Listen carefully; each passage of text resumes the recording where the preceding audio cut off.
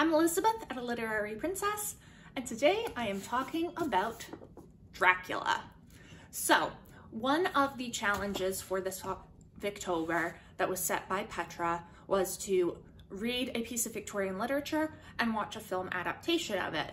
And I decided to do this with Dracula, which I was rereading for my exams, and I then watched the 1992 adaptation directed by Francis Ford Coppola, Bram Stoker's Dracula. So my husband and I just watched it last night, and I figured I'll do a video about it while it's fresh in my mind. So what we're gonna do first is talk a bit about my experience with Dracula prior to reading it this October, then talk about my feelings while rereading it, talk about the film just as a film, and then talk about the film as an adaptation. This was my second time reading Dracula. I first read it back in April of 2020, which I'm sure you all remember was really kind of the major hit of the pandemic when we were not allowed to go anywhere or see anyone. So it was not really a great time for me. I was living with my in-laws. I couldn't see my parents. It was just, and I'm doing all of my classes over Zoom. And I was reading Dracula for my Gothic Victorian class, which was a wonderful class, but anything over Zoom sucks. Anyway, so I was not in a good headspace when I read this, and I honestly don't really remember a whole lot of it from reading it then. Like, I liked the Jonathan Harker's journal at the beginning of his time with Castle Dracula. And then after that, I just completely tuned out. And I gave it 3 stars because that's what I usually do when I kind of skim read things. And I was like, yeah, probably not gonna read that again.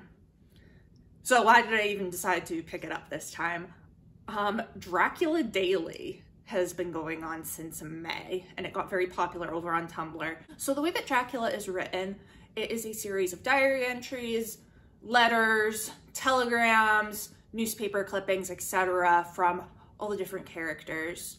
But it's not put in order of date in the book. I don't really know entirely what what Bram Stoker's method of organization was in this, but like we get all of Jonathan Harker's journal from his time at Castle Dracula, and then we go and we get Mina and Lucy's letters to each other, which are taking place at the same time as the journal. So what Dracula Daily is doing is it is sending out on like the day that the journals or letters are dated as, it is sending out all of the pieces from that date. So you are getting the story as it's happening chronologically, but not as Bram Stoker wrote it in the book. And Tumblr is going crazy over this and having a great time. So then there was all these posts about Dracula coming up. And you know, I'm like scrolling through and I'm like, some of them are pretty funny, but it's also making it sound so good. And I was just like, I don't remember this book being that good. I remember Misery mostly from that time period. So I was like, maybe I'll reread it. And I like couldn't justify doing it like the way that Dracula Daily is doing it because I would have been reading it from May to November. I'm like, I can't do that, no. But I figured Dracula is on my lists for my exam reading, so I do have some justification for rereading it since I don't remember it too well. And so I decided to pick it up this Victober to do a quick reread. And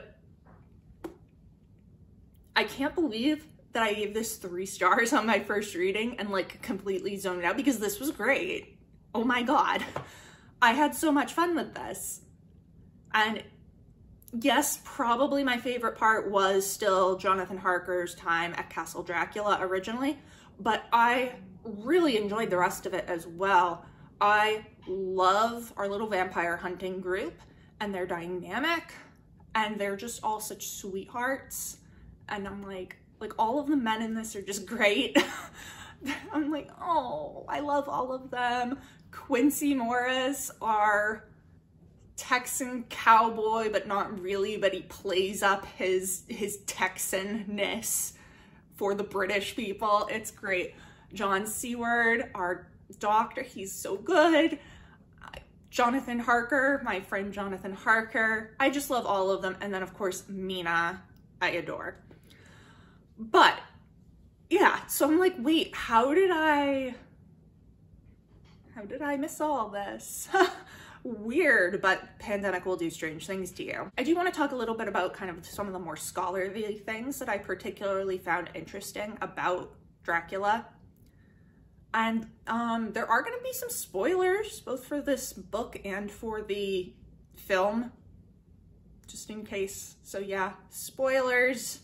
If you don't want to know how it ends, don't keep watching this.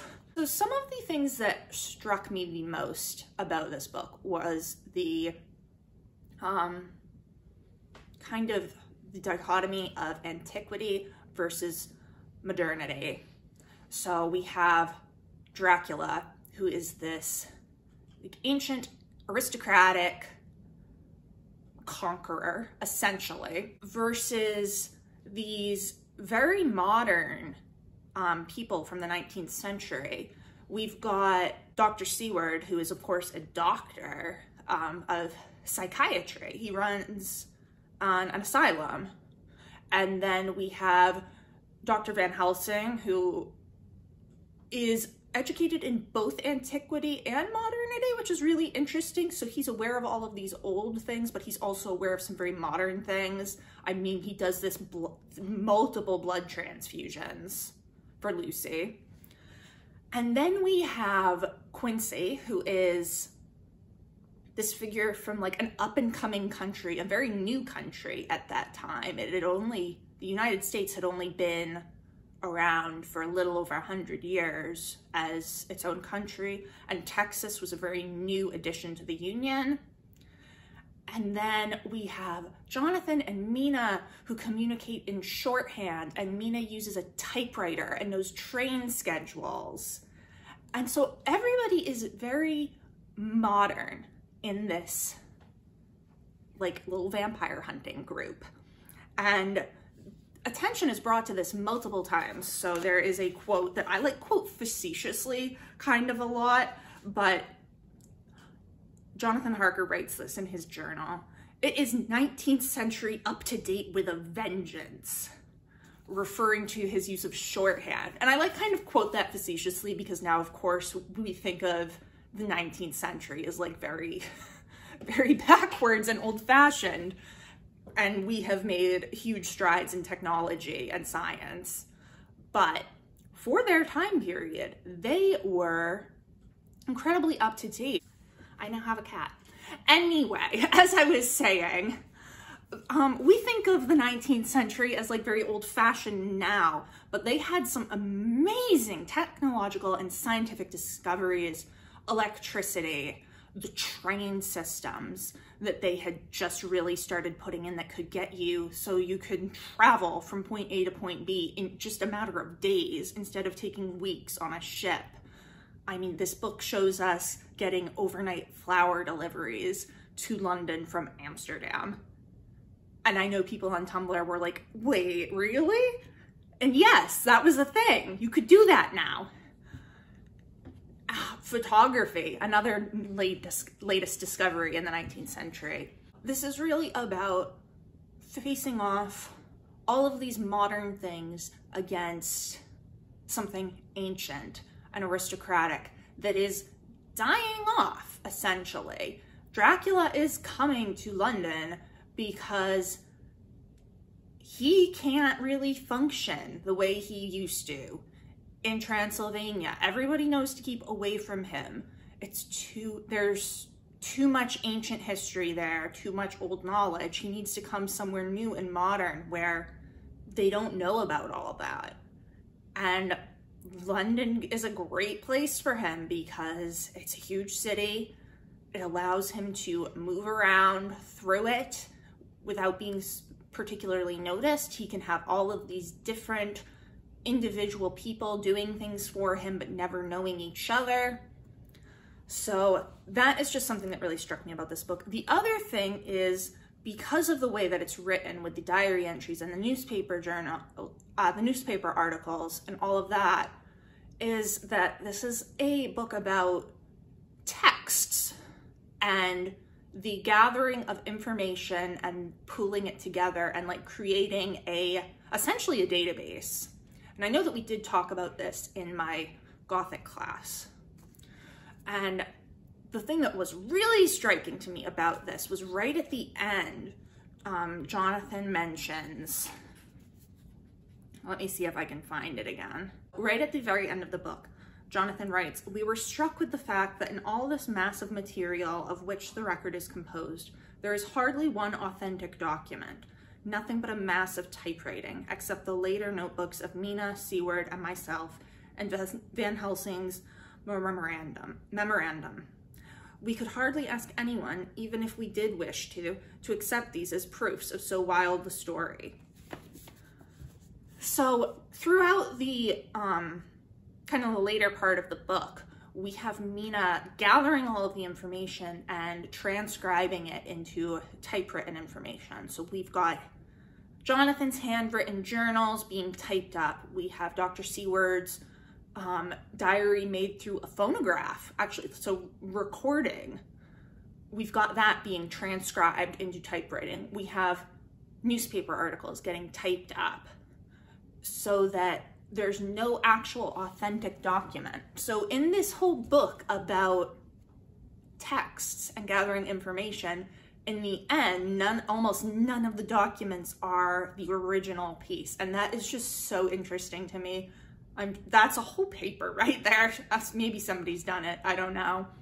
But so interesting. So I really loved this. I had a great time. Now, on to the film. Just speaking about it as a film right now. Bram Stoker's Dracula came out in 1992, was directed by Francis Ford Coppola, and starred Gary Oldman as Dracula, Winona Ryder as Mina, Anthony Hopkins as Van Helsing, and Keanu Reeves as Jonathan. And as a film, this is a great film. Like, we had a really good time watching this. It is visually absolutely striking. It's important to note, it's not trying to be historically accurate with like the costumes and whatnot. The settings are very over the top. The costumes are incredibly over the top, especially Mina and Lucy's are obviously the best. And Mina does have some dresses that look like fairly late 19th century, like the silhouette is correct. As far as I'm aware, I'm not a costume person. There are other YouTubers that will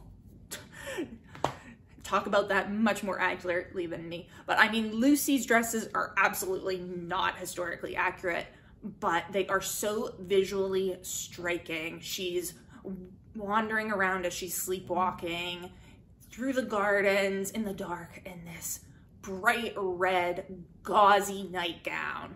And then it's contrasted with Mina's white nightgown. So that was very interesting. Then we have her wedding dress, which I don't really know what they were doing with that collar. That's a choice. I would not wear that. But visually it was very impressive, especially once she was a vampire and it was being offset against the blood. So visually fantastic. And the acting was great. I mean, it's Anthony Hopkins as Van Helsing. And also, I love Winona Ryder. And Gary Oldman did a great job as Dracula. Apparently, Keanu Reeves got some shit for his performance as Jonathan Harker. But honestly, I feel like they didn't really give him as much as they could have given him, considering him in the book. But anyway. So, as a film, I had a really good time. As an adaptation, it's weird. So, it's weird as an adaptation because all of the right plot beats are there.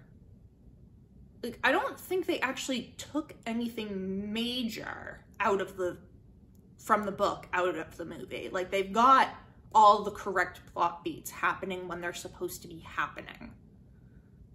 Jonathan goes to Castle Dracula, forced to stay for longer than intended.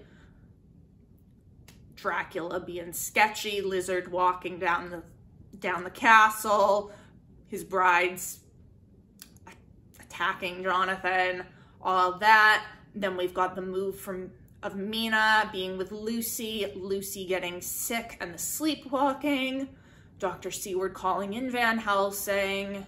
Like, it's all there. We have all the stuff with Renfield, who is an inmate at Seward's asylum. We've got them destroying the boxes of Earth at Carfax Abbey. We have them taking the train to go to Transylvania to try to cut off the Count when he tries to flee. Everything's there. But I would not call this an accurate adaptation of the book for two reasons. The first is that they absolutely butchered almost every character's personality. Like, it was really quite stunning. And the second, which is related to the characterization of Mina, is that they have put in this romance between Dracula and Mina that is bizarre to me. And I think we'll talk about that first, because that is really the biggest way that it differs from the book, and probably the biggest way that it changes Mina's character. So in this movie, they have had it so that Mina is like the reincarnated version of Dracula's wife from ages ago. And his wife committed suicide, thinking that he'd been killed in battle. And when he comes home to find that out, he renounces God and becomes a vampire, and has basically just spent his whole undead life brooding for her. And then when Jonathan Harker comes to his castle, he sees a photograph of Mina and is like, oh my God, it's her. So when Dracula comes to London, he finds Mina, and like, they start seeing each other. Like, they're going on dates and stuff, essentially. And and she's like falling in love with him. And it's really weird because Jonathan is still missing at this point, and she's supposed to be very worried about Jonathan, who she is engaged to, and who she does then go to Romania and marry over there, even though she's in love with Dracula, who she doesn't know is Dracula. And so this just fundamentally changes the entire story. So in the book, when Dracula turns Mina, he forces it on her. He manages to get entrance into Seward's residence because it is attached to the asylum, and he's invited into the asylum by Renfield. He then goes up to Mina and bites her and then forces her to drink his blood. Whereas in the movie, they have that as completely like Mina wants it. And actually, he stops himself from, and is like, no, I'm not going to do this to you. And she's like, no, do it to me. And it's just,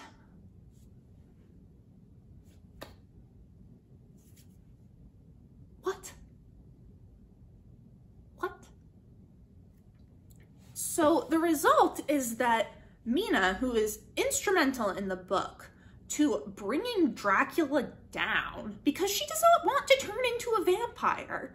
She wants to live out her happy life with Jonathan, writing shorthand together and typing on her typewriter and being happy. And instead, she is bitten by a vampire and slowly turning into a vampire. and she doesn't want this to happen. And she is like she makes all of them swear to her that if she fully turns, that they will take her out. Like, she is adamant. She's like, you will stab me through the heart and you will cut off my head because I don't want to live like that. And then there's this very beautiful scene with Jonathan saying, if you go into that darkness, you will not go alone. Meaning, like, if she becomes a vampire, he's like, I'm going with you, babe. So the fact that now she is willingly becoming a vampire because she is in love with Dracula, even though she's married to Jonathan, and it's just like kind of a screw you, Jonathan, who is a sweetheart, okay? Like, he did not deserve that. He did not deserve that at all. Anyway, so instead of being instrumental in figuring out how to stop Dracula, she is like trying to actively stop them from stopping Dracula. Like, actively working against them in several scenes. And it's just so strange. And like, even at the end, when they're like still, she cuts his head off after somebody else stabs him through the heart, but it's more like to set him free so he can be happy. Like, she's still in love with him. She stops them from beheading him. I have feelings about this, as I'm sure you can tell. But so that was very, very strange, and like a complete butchery of Mina's character. And that's not the only character they have done this to. Other noticeable ones are Lucy, Van Helsing, and John Seward. So Lucy, okay, Lucy is an angel in the book. She is a sweetheart. Like, absolute darling. She is in love with Arthur Holmwood, I think is his last name. And she's like hoping he proposes. But then these other two men propose to her, and they are both good men. It's John Seward and Quincy Morris. They are both good men. She likes them a lot. She realizes they're good men. But when they propose, she tells them, she's like, I'm sorry, but I'm in love with somebody else. And they're very understanding of that. And they still, I mean, they still love her. And when she's ill, they're going to all these lengths to save her. But she is very faithful to her love. Like, she is not leading people on. Whereas in this movie, she is...